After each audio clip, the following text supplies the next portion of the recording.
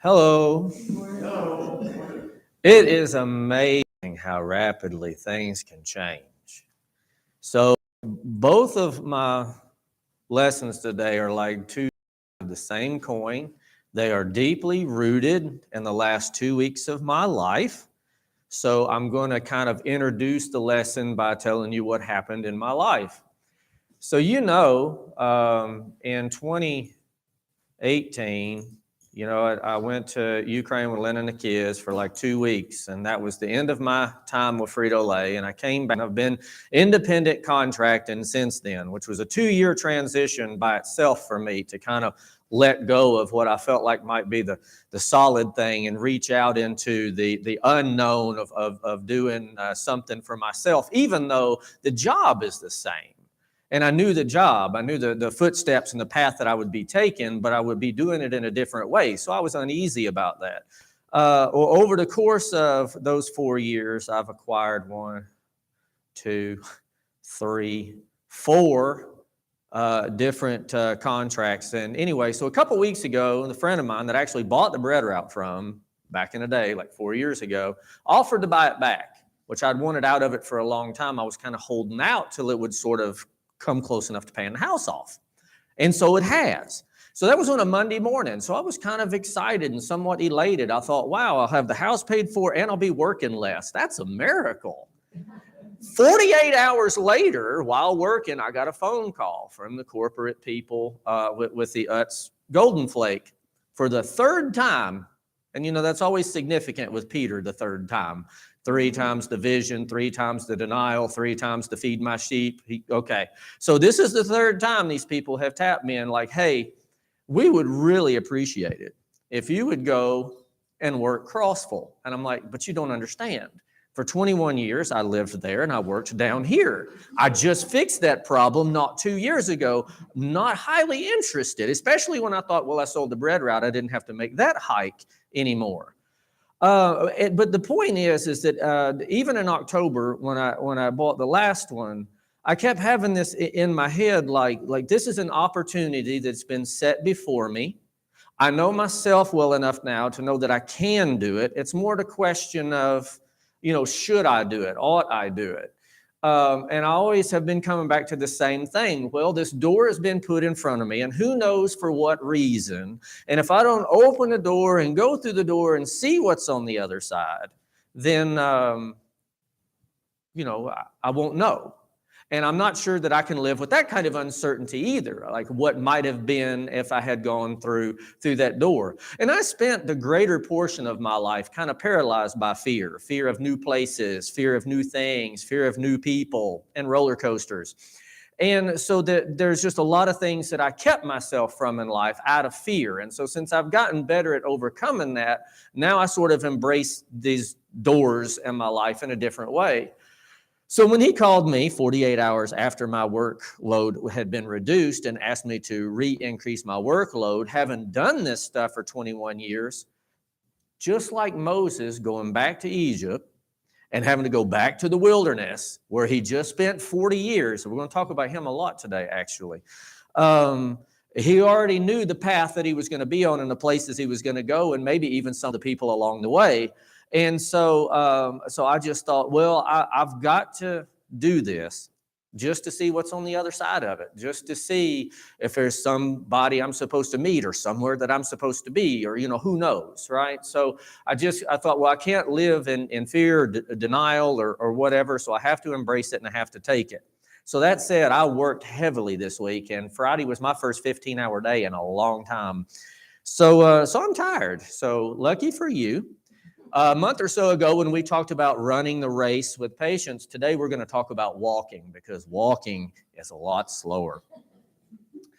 So for the class, the subject is really going to be the concept of walking according to the Spirit.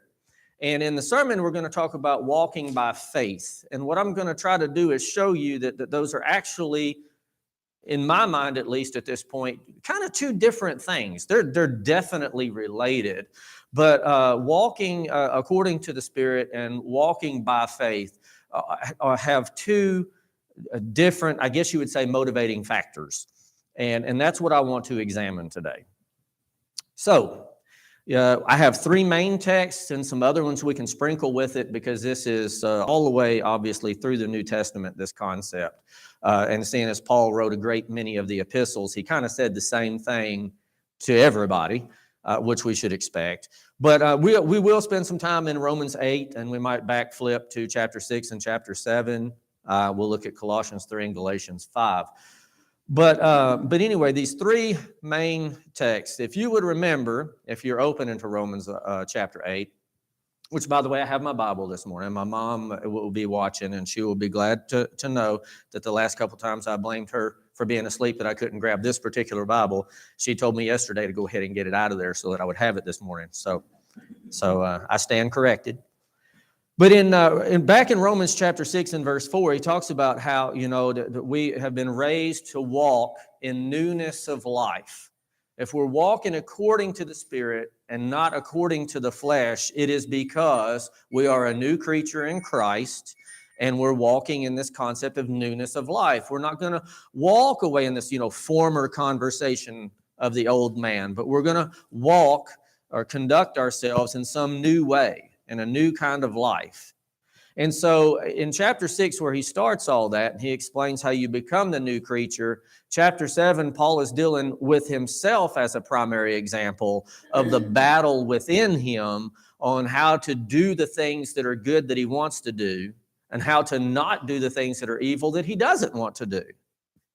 And so chapter 8, he comes to a conclusion right there just in verse 1. He says, "There is therefore now no condemnation to them which are in Christ, but those that are in Christ who walk not after the flesh, but after the Spirit." So he's saying you've gotten into Christ, you have been raised up as a new creature to walk in newness of life. So if you do so, if you walk according to the Spirit and not according to your flesh, then there is no condemnation for you. And he really elaborates that and builds it out here quite a bit.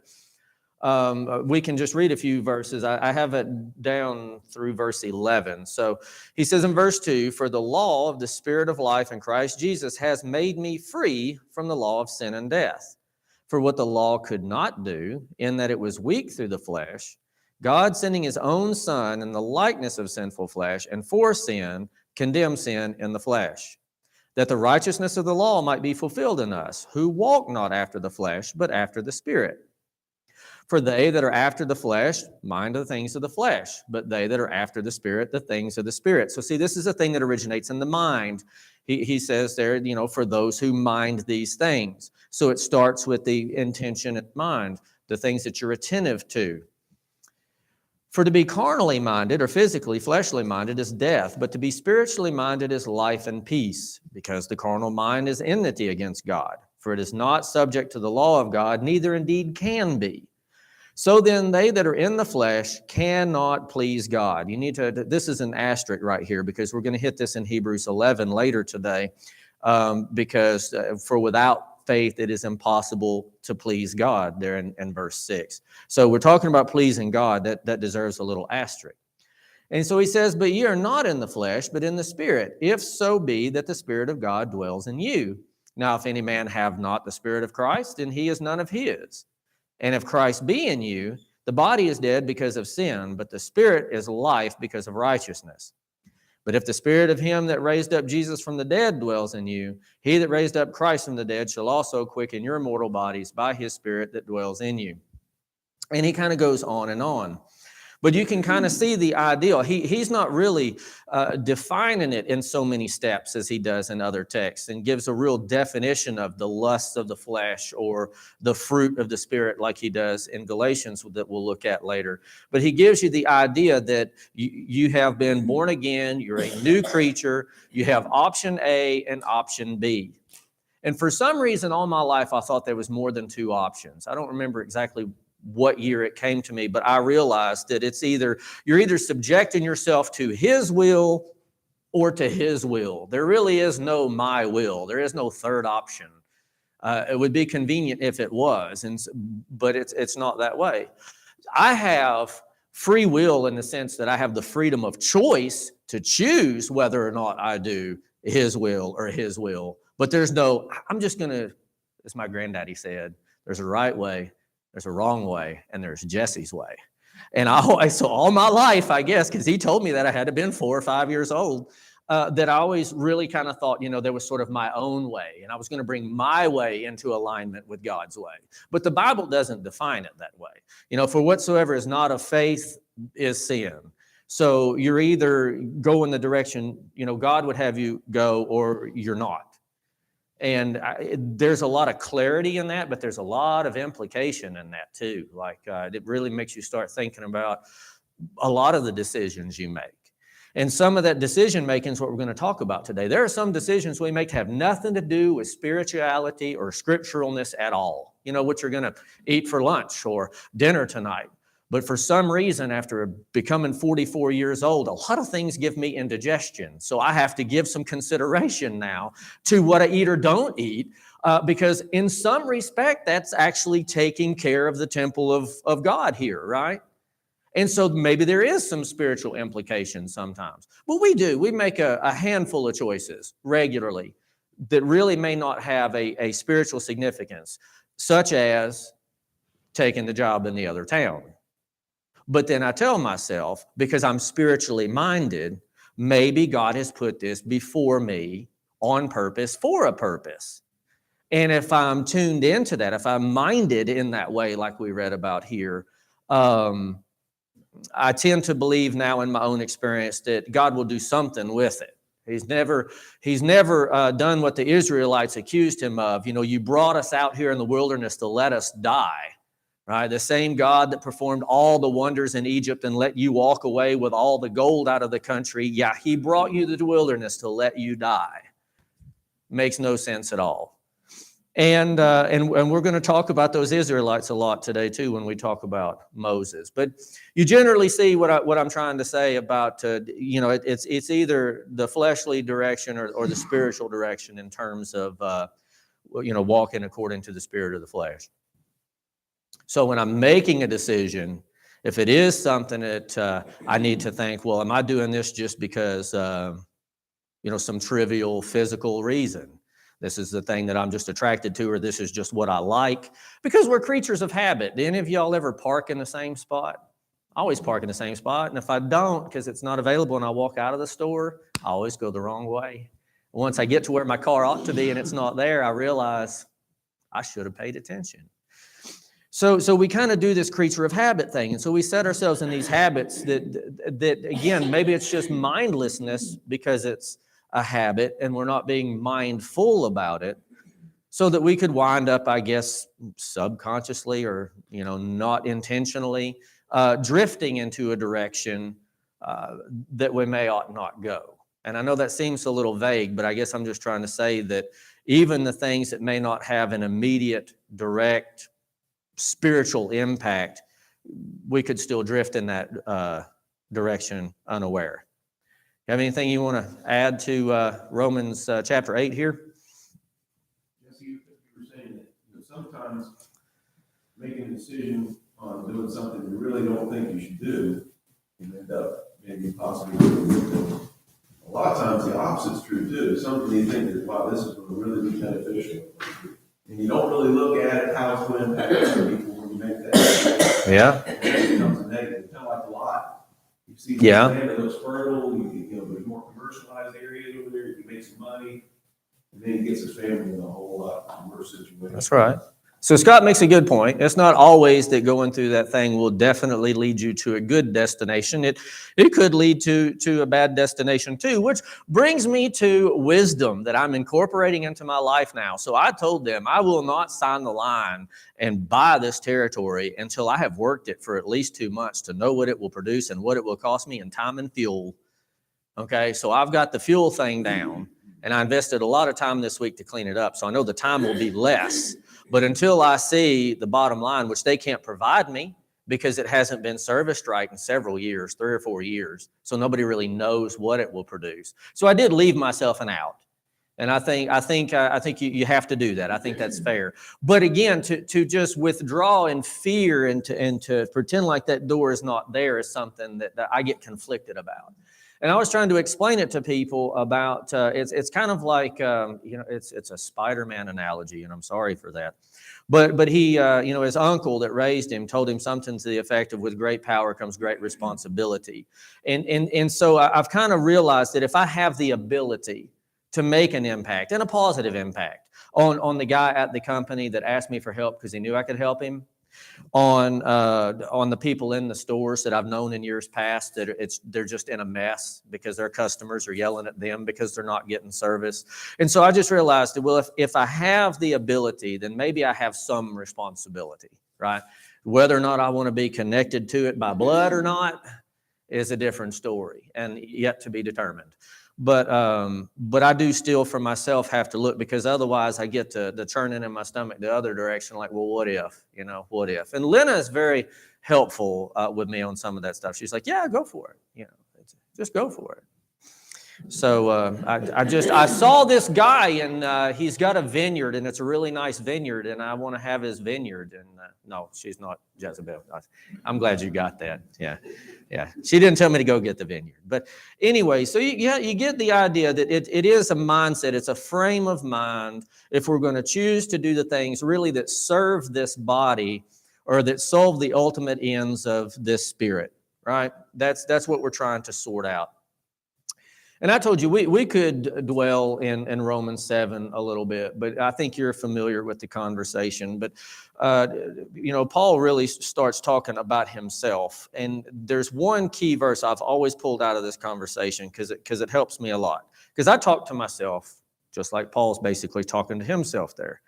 But what he notes, what he concludes is, it's in verse, no, it's not 23. Why do I think it was 23? How to perform. Give me 1 second.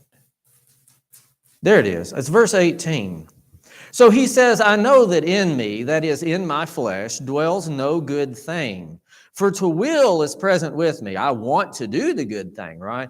But how to perform that which is good, I find not.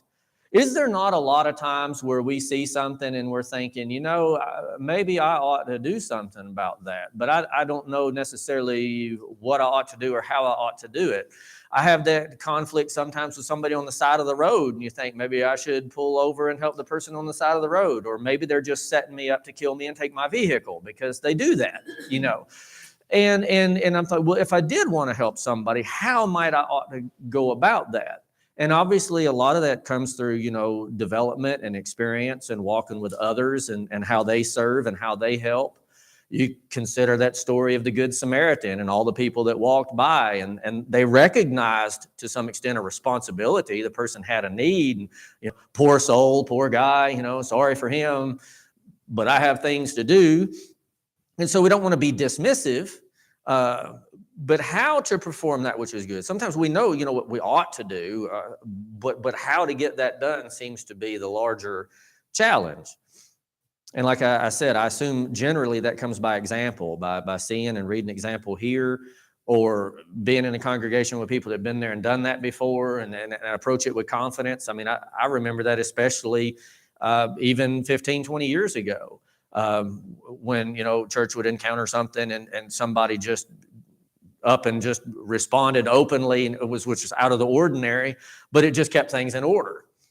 But I wouldn't have known what to do. I would have probably just, gone with it and kept my head down, right? Because I didn't know how to address it. But having seen somebody address it, I thought, well, that was very tactful. It was very respectful, because the person wasn't doing anything intentional. It was just out of order. I think it was the cup before the bread. And I don't remember when and where I was in my life. It was just an accident, just like grabbed the wrong tray or something.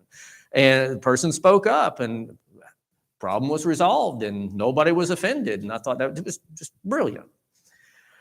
So anyway, how to perform that which is good is sometimes the larger challenge. So Paul again in Colossians 3, that would be our second passage we're going to look at today. Because this has to do again with the motivating factor down below. Colossians chapter 3, beginning in verse 1, it's really the same conversation that he had with the Romans. If ye then be risen with Christ, Seek those things which are above, where Christ sits on the right hand of God. Set your affection on things above, not on the things of the earth. Well, why? For ye are dead, and your life is hid with Christ in God. So he goes on with the same concepts in the book of Romans there, but this is the idea again about your affections, the things that you would like or you would prefer or that you enjoy, or at least used to enjoy in your former conversation before you were converted and became a new creature in Christ.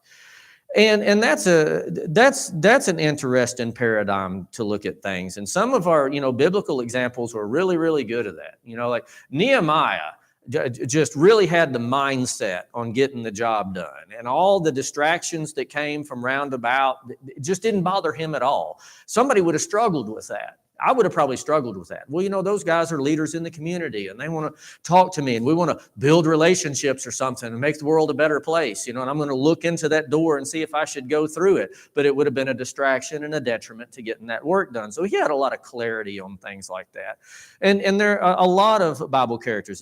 Daniel and his three, Shadrach, Meshach, and Abednego, right? They said that, hey, maybe you'll put us in the fiery furnace and maybe we'll burn, or hey, maybe our God will deliver us, but in any case, we're not going to do what you're asking us to do.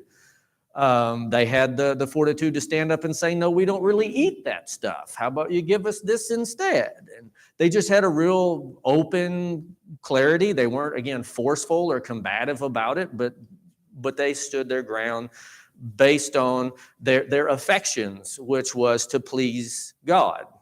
And so that's often the question: do I seek to please men or God, or myself or God? And again, a thing in and of itself may not actually be, that's not one of those thou shalt nots. But you feel like sometimes you could do a thing that still ultimately does not edify, like we talked about before. The things that are lawful that you can do but don't necessarily edify just may generally be a waste of time and effort and energy. And again, all this just comes back to me and do I want to work more? You see what goes through my mind. But I want to be reflective on my previous experience and the things that I've done. And I want to be open to the potentiality of a future or an opportunity or something that God is trying to show me. And so I'm inwardly back and forth all the time arguing with myself. I assume I'm not alone in that. I know Paul did it, and I know I do it. So surely I see some people smiling and nodding. So glad to know I'm not alone. Always glad to know I'm not alone. But anyway, in this idea, so you're setting your affections on the things which are above. And so I might encounter something that may not be wrong, but I might ask myself, how would this impact where I'm trying to go?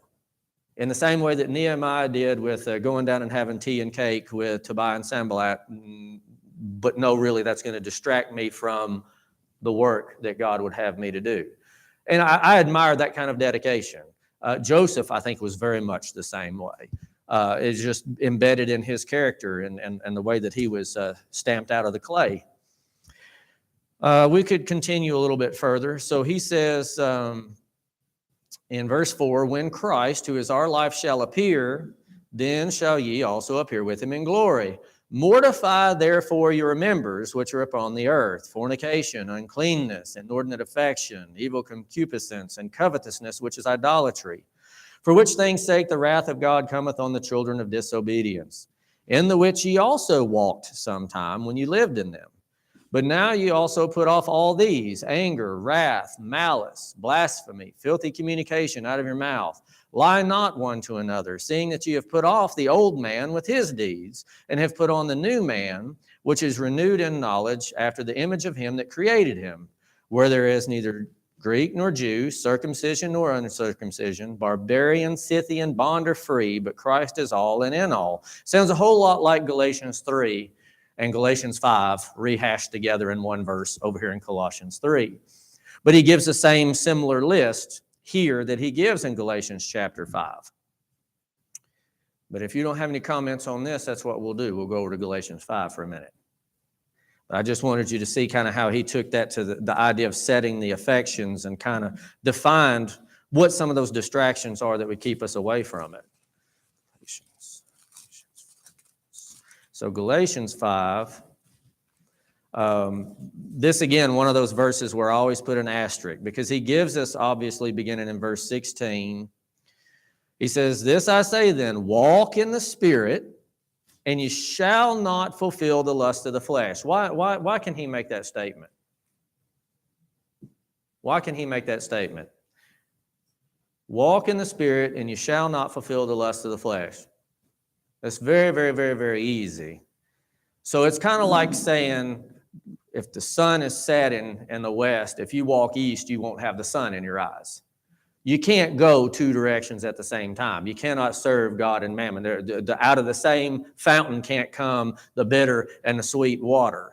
Two opposite things would be in the same place at the same time. So there's no possible way that I can be walking in the light and according to the Spirit and simultaneously be walking in the darkness in the sin. And so it's an interesting statement. And I actually remember when it came to me, and I thought, well, that was so fascinating. Like, what if in the moment of temptation, I could discipline myself before I start rationalizing in my mind, well, nobody's looking. Santa Claus not watching. Mama's not home. Maybe I can. Okay. What if I literally just stopped right there and went to prayer about it? And I think this is one that I pulled from Nehemiah too. I believe it was the same idea when it came to him about the wall and everything, and he knew he was going to have to approach the king about it. He stopped like before he answered and was just, I got to pray about this first. And it just occurred to me, I mean, it would be a self-discipline. It would really be a habit to create. But if I could catch myself when something's flipping that switch in my mind to take my attention away from where it ought to be, if I could just say, I'm going to stop and pray, because I really think you see Jesus doing that a lot with prayer. And the idea that he says, resist the devil and he would flee from you. And I thought, and I do remember, and it's been a long time, when I first came up with that, and it was a new idea to me, and I was trying it, it's a successful thing, because you can't have yourself over in the darkness trespassing at the same time you're in the light doing good. So it is like a emergency stop button, on the train, you can stop the whole train, but it's a discipline and a habit that you have to create. But nevertheless, Paul makes the point here, you can't do both things at once. And why? He said, verse 17, "For the flesh lusts against the Spirit, and the Spirit against the flesh, and these are contrary one to the other, so that you cannot do the things that you would." Now we're back in Romans 7. It's the exact same conversation he had there. "But if you be led of the Spirit, you're not under the law." And so he gives us here the works of the flesh. He gives us here the fruit of the Spirit. But verse 24, "And they that are Christ's," again, those are the new creatures, the ones that are walking in newness of life, "have crucified the flesh with the affections and the lusts. So if we live in the Spirit, let us also walk in the Spirit."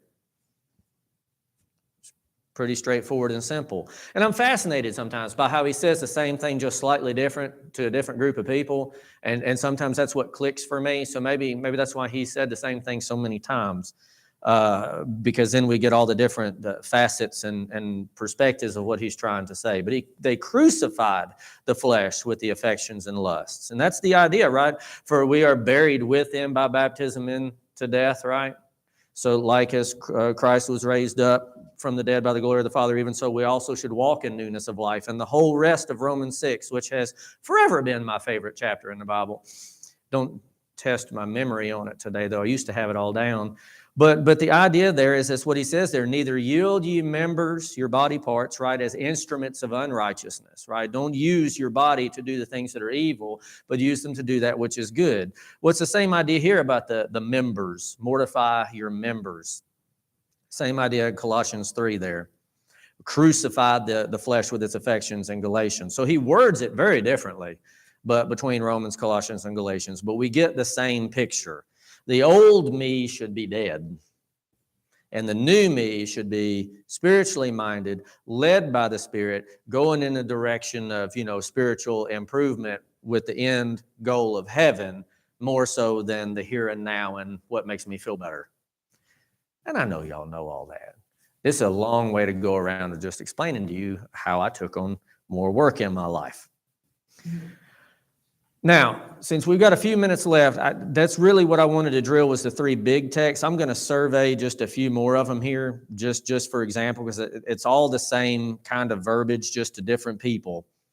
But in Ephesians chapter 2, verse 10, he talks about, you were created in Christ, as a new creature, what? To walk in good works. It was ordained that we should walk in them, in those good works. Also in Ephesians, when you get over to chapter 4, verse 1, after telling them all that stuff there, he says, walk worthy of the vocation wherewith you are called. So you're called to be a Christian. You're called to emulate Christ, to copy his example, to be like him. So walk worthy, he says, of that calling. In verse 17 of chapter 4, he says, don't walk not as the Gentiles. Don't be like them, right? Want to walk like Christ. Ephesians chapter 5 and verse 2, he talks about walking in love, right? Chapter 5, verse 8, walk as the children of light. All this about your walk and the way that you're supposed to conduct yourself. My personal favorite out of Ephesians, it comes out of 5:15. Walk circumspectly. What is circumspectly? That's a King James word. Circum is and a spectacle is you're looking. So it's like, I look at it as, the Pharisees and the Sadducees who could, thank you, God, I'm not like that guy, right? The publicans, right, would say the things like that. But if you're walking circumspectly, you're I think, looking at yourself, right, to be sure that you're walking as you ought to walk. That's kind of the way I understand circumspectly. But you're aware of yourself and your surroundings and how you're conducting yourself. But the book of Ephesians, you see, 1, 2, 3, 4, 5, 6 times talks about our walk, being circumspect, being in the light, being in love, not as the Gentiles, worthiness of the vocation, and all of that happens, in good works. Because why? If we're busy doing good works, we can't be over plotting evil in a dark corner somewhere, right? Because you can't do two things at once. And the next one I'm going to skip because I'm going to save it for up there later. 1 Thessalonians chapter 2, verse 12 also calls it to walk worthy. And I hear you turning. I can let you get there. And if you want to turn the page one more time, you get to chapter 4 and verse 1 there, where he talks about, that you would please God. Also, chapter 4 and verse 12, that you should walk honestly. Okay? So all of these definitions, again, of how we ought to walk or to conduct ourselves. There's just one in 2 Thessalonians I wanted to pull out because it's the same people again. But he says, not disorderly. So again, it's a matter of conduct. And I know that here's one we won't have to turn to because I don't think I've ever met anybody in my life didn't know these verses. But 1 John chapter 1, verses 6 and 7, right? If we walk in the light as he is in the light, what happens? Cleanses us from all sin or all unrighteousness, right? And so John loves the illustration about the light and walking in the light, okay? But in chapter 2 and verse 6, he says, walk as he walked, if it wasn't clear enough to be in the light as he was in the light. 2 John 1 and 6, we walk after his commandments. 3 John 1, 4, we walk in truth. So, and I always... that is one difference between John and Paul, right? John is extremely simple in his expressions and clear and easier to understand, more so than Paul, who is in knots like I feel like I am all the time. So sometimes really for clarity, Paul doesn't help me for clarity. Something that John says or Peter even would give me more clarity. Because if Paul's wrestling with it, I'm comforted because I'm wrestling with it too. But the solution is not so apparent. So you've also got some in 2 Corinthians chapter 10, and I did put an asterisk on this one, so that must mean it was important to me. The 2 Corinthians chapter 10.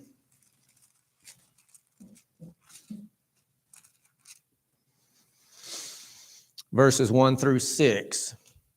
He says, now I, Paul, myself, beseech you by the meekness and gentleness of Christ, who in presence am base among you, but being absent am bold towards you.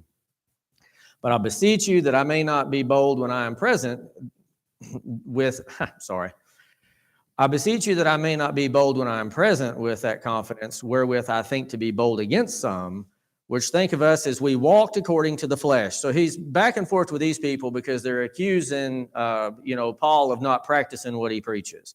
So he says, for though we walk in the flesh, we do not war after the flesh. And this goes back to the thing in Romans 7 again, where he says he's at war with himself, or rather that the flesh is at war with the spirit.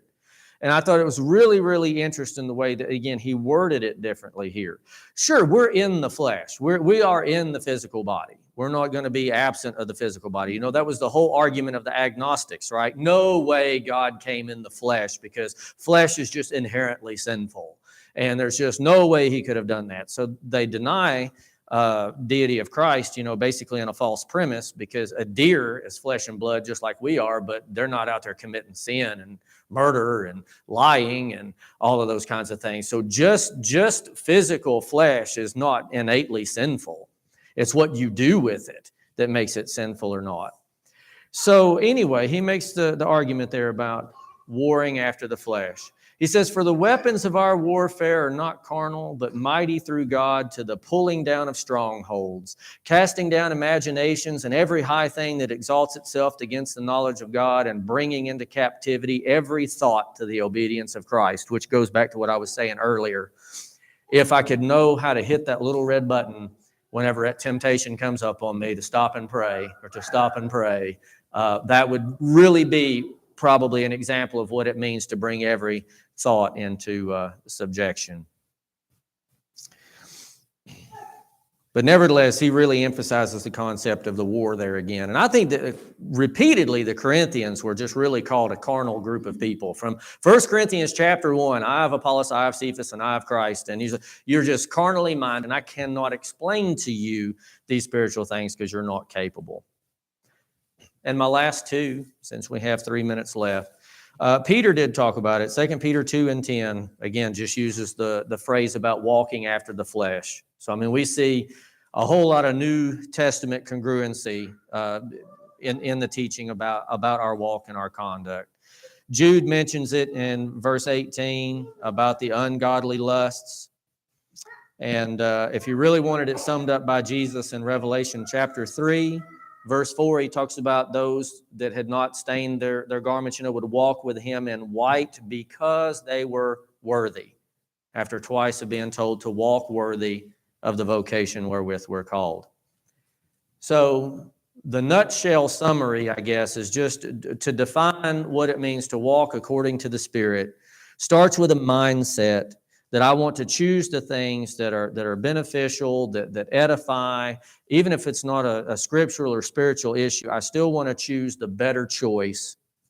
You might remember Jesus said that to Martha when she was fussing about Mary sitting at the feet of Jesus listening. And he said, she chose the better part. Wasn't really saying that what Martha was doing was sinful, but out of the two things that she could have been busy doing, Mary chose the better part, and that wasn't going to be taken from her. So again, there are things that we can do that may be good, and there may be things we can do that are better. And if we are, I guess, spiritually minded and we're seeking to please God and to care for our fellow man and so forth, that would be the direction we would want to go towards. You got 1 minute. I gave y'all 1 minute. I think, Jesse, it's the consistency of the walk. Because we're going to fall and fail occasionally. But consistently, we have to be striving to stay in one track. And that's the key. I think we beat up on ourselves sometimes when we don't, when we know we didn't do the right thing. And Paul did too. And I think that's going to happen. But I think the key is consistently striving to walk. This to me is the walk in the light encouragement. Right. If you do stumble on the stone and you fall down, you get up, you dust yourself off. You just don't linger in what's not good. The consistency is always to the right. And I think that's something that we all do. That they're human. Even as church members, we do that. And as children of God, we do that. We disappoint Him and we do things that we shouldn't. But the main thing is get back to the main thing. So remember when we talked about running a race, and I asked to, but it was you that brought it up, it's Aesop's fable about the tortoise and the hare. And that's the consistency and the determination just to finish. Don't have to finish first, but have to finish. The tortoise won anyway. Yeah.